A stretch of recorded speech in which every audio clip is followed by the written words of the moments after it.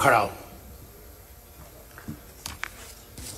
बहुत अच्छा हुआ कि कोरोना वायरस जो आई है सारे दुनिया को उसने पकड़ रखा है और हिंदुस्तान भी और भारत भी इसके लपेट में आया है।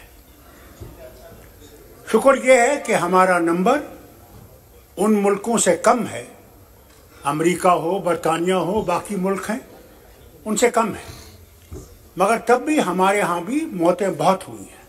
और मैं आपसे ये कहना चाहता हूँ, हमारे मुल्क में अभी मेडिकल सर्विसेज इतनी अच्छी नहीं है कि हमारे विलेजेस में ये पता लगे कि वो मरा किस तरह से है, मगर फिर भी वैक्सीन आ गया है, जिसके लिए मैं मुबारक करता हूँ पूना वालों को जिन्होंने ये नई वैक्सीन लाई है।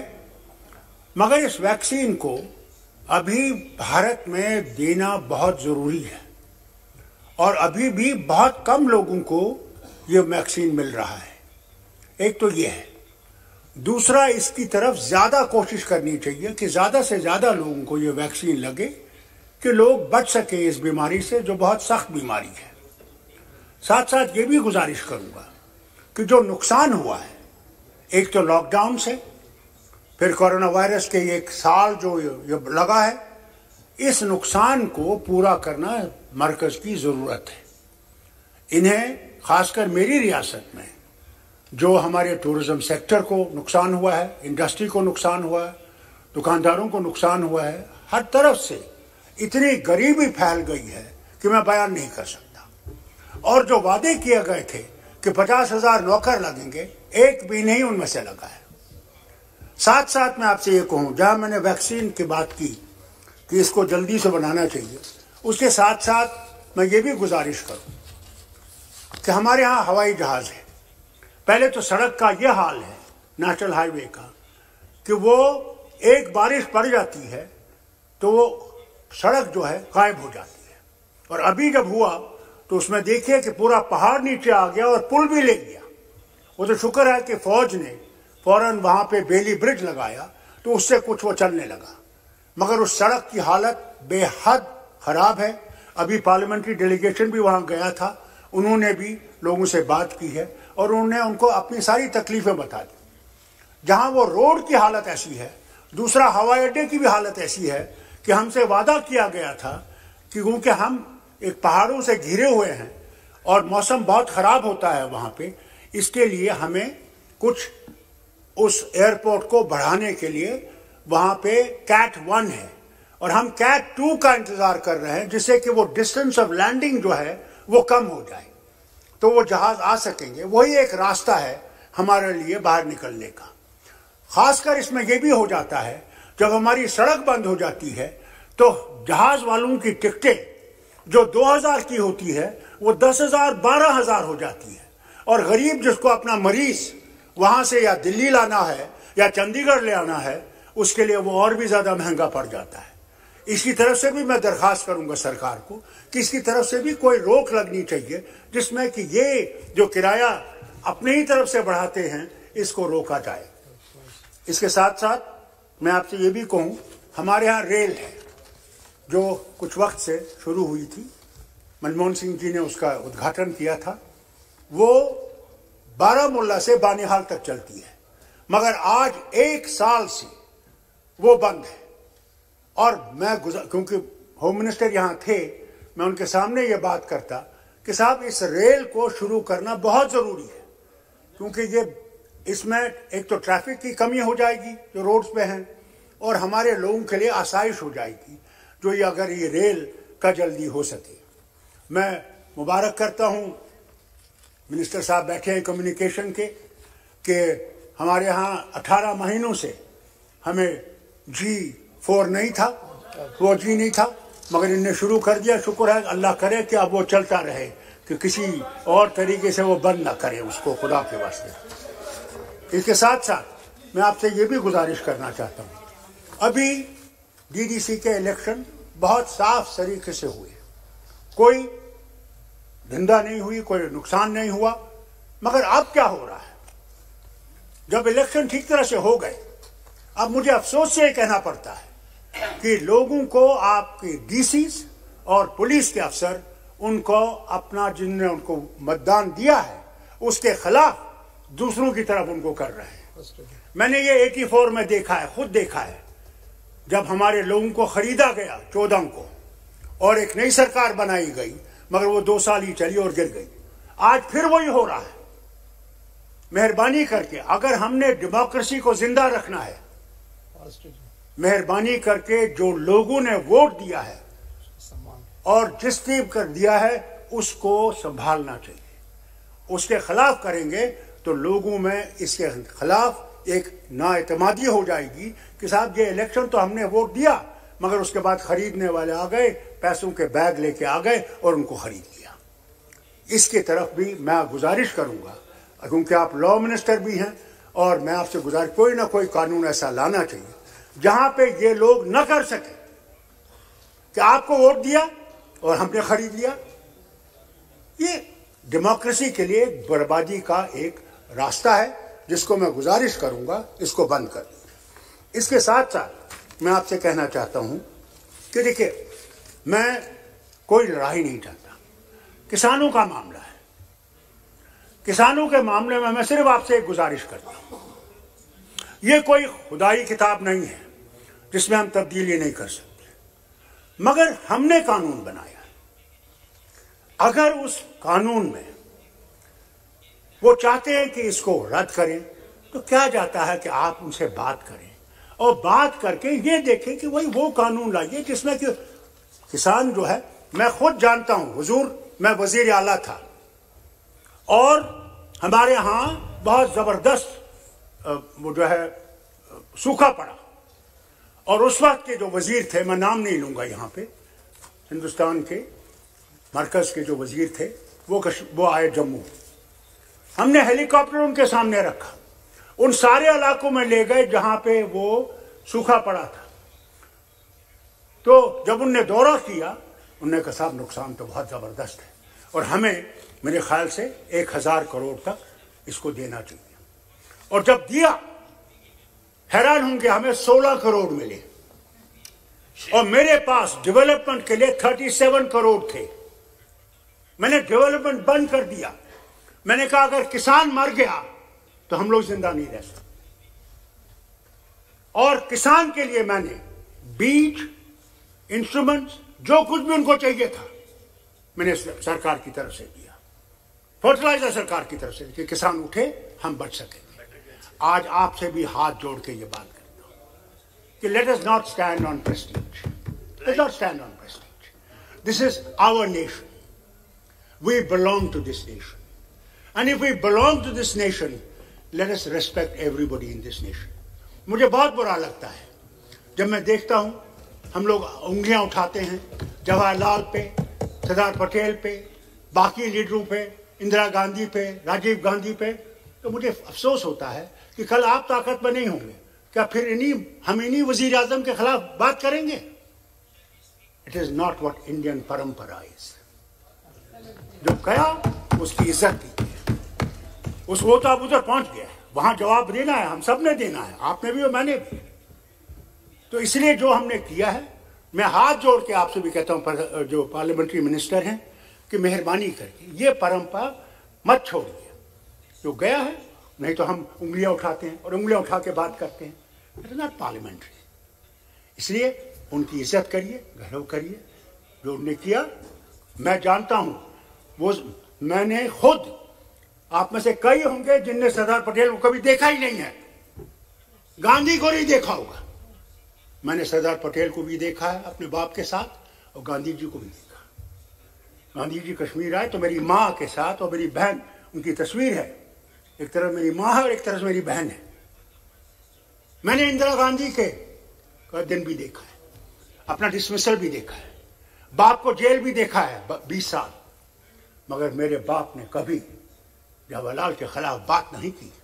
और जब जवाहरलाल से मिलने गए 20 साल जेल के बाद, तो उनकी आंखों में आंसू थे, रोक नहीं सके।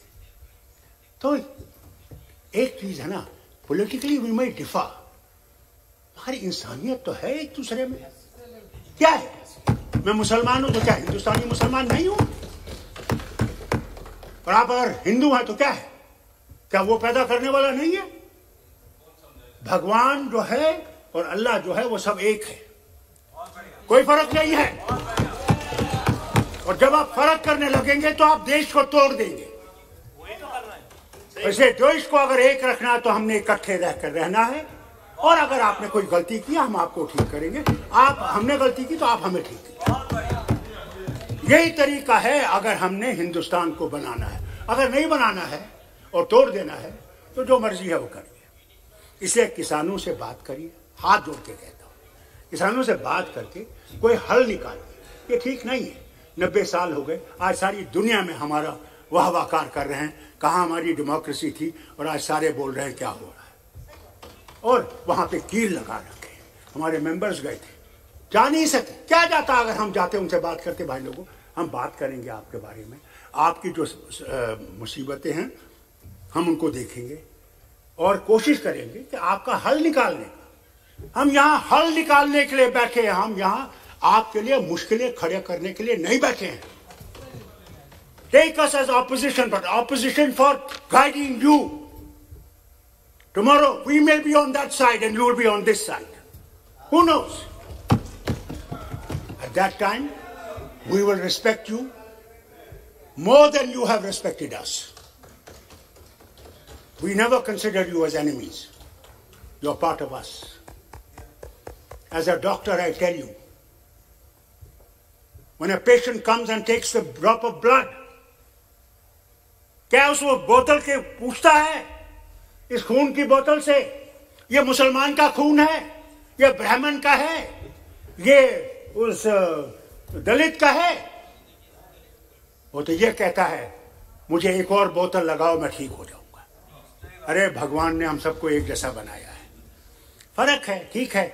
आप मंदिर जाते हैं, मैं मस्जिद जाता हूं, वो गुरुद्वारा जाते हैं, वो चर्च जाता है। इसलिए किसानों से बात करें। और एक और बात, आखिरी बात, जो आपने 5 अगस्त को किया 90 में, आपने ऐसे कर दिया। हमसे बात करते पहले पूछते कि भाई क्या ठीक होगा? नहीं पूछा, खुद ही कर। चलो, हमारा पार्टी का 70 साल का एक है कि हमने 370 खत्म करना है और 35 से खत्म करना है, हमने देश को एक करना है। हम कब देश में नहीं थे? आपने कभी देश के बारे में कहीं बात नहीं की। मैं वो हूं जिसने यूनाइटेड नेशन में हिंदुस्तान के बारे में बात की, जिसने जनीवा में जाके इस झंडे को गाड़ा रखा। इसकी बात आप करते हैं। मैं ऑस्ट्रिया गया, ह्यूमन राइट्स कमीशन में गया, मैं नाम नहीं लूंगा उनका। जब मैं वहां से बाहर निकला बोल के, तो हिंदुस्तान के बहुत बड़े थे, वो मुझे कहने, डॉक्टर साहब आप ये क्यों कहते हैं, आप क्यों नहीं हिंदुस्तान के ऊपर कीचड़ उठाते हैं? मैंने कहा ये अमेरिका जो इतना कालों के खिलाफ कर रहा है, क्या उन्होंने कोई बात की उनके बारे में? या जो जुल्म दूसरे कर रहे हैं दूसरों पे, वो बात कर रहे हैं? तो क्या मैं अपने देश को यहाँ पे काला दिखाऊं? ये देश हमारा है, मगर आपने हमारी भी इज्जत रखनी है। आपने हमको ये पहचानना है। हमने वो झंडा खड़ा कर रखा जबकि आए 1500 मेरे मिनिस्टर मारे गए, मेरे लीडर मारे गए, मेरे वर्कर मारे गए, क्योंकि वो तिरंगा को थामे हुए थे। आज हमें पाकिस्तानी कहते हैं, खालिस्तानी कहते हैं, चीनी कहते हैं। मुझे अफसोस है। मैं आपसे कहना चाहता हूं, याद रखिएगा, मरना मैंने यहां है और जीना मैंने यहां है, और खड़ा होकर जीना है। मैं झुकूंगा नहीं, मैं झुकने वाला नहीं। मेरा एक खुदा है, उसी के सामने मैं जवाब देना है।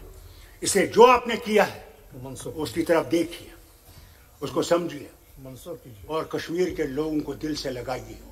और आपने उस रियासत को जो ताज थी हिंदुस्तान का, उसके टुकड़े किए हैं हम मुसलमानों को दिखाने के लिए, हैं जिन्होंने जाने दी इस मुल्क के लिए, इस वतन के लिए।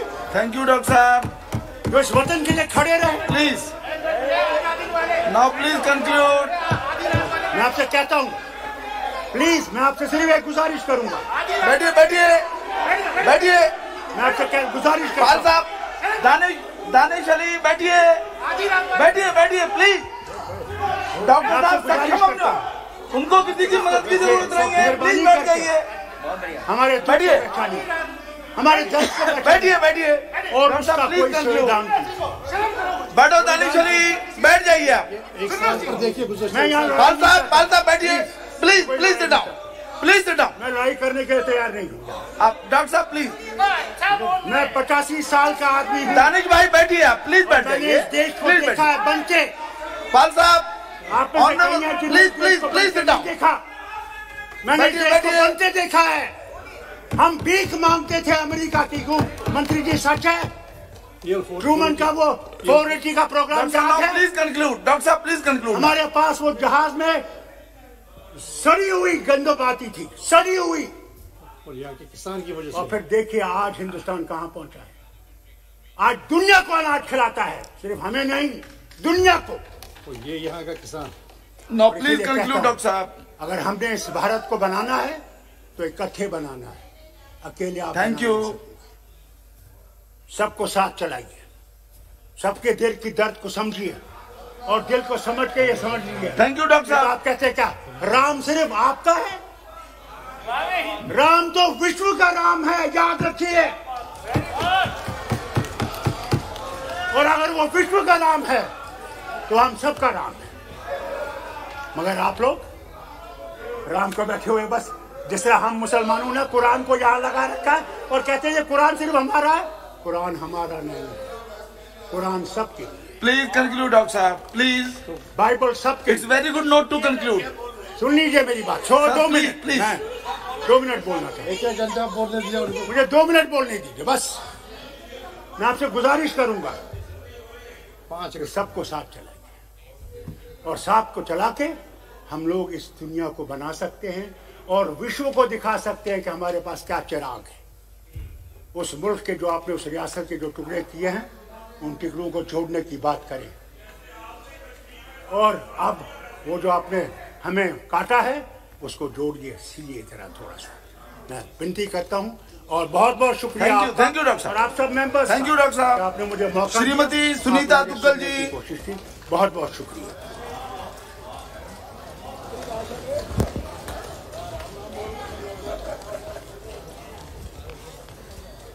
विश्व के सबसे बड़े बैठ लोकतंत्र करके के बोलिए, महामहिम। जैसा ठीक से बैठ करके बोलना ज्यादा उचित है जी।